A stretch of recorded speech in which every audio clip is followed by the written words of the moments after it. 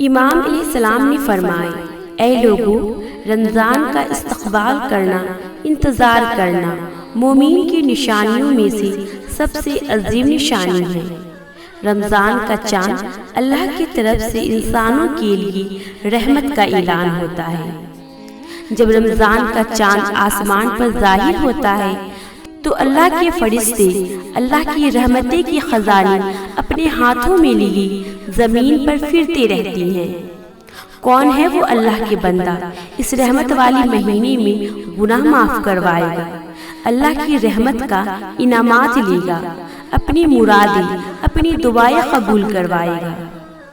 جب بھی آپ لوگ رمضان کا چاند دیکھو تو 21 مرتبہ سورہ فاتحہ پڑھ کر اپنی وہ دعائیں اللہ سے مانگیں جو آپ اپنے لیے چاہتے ہیں، کیونکہ اس پر اللہ انسان کی ساری دعائیں فوراً قبول کرتا ہے۔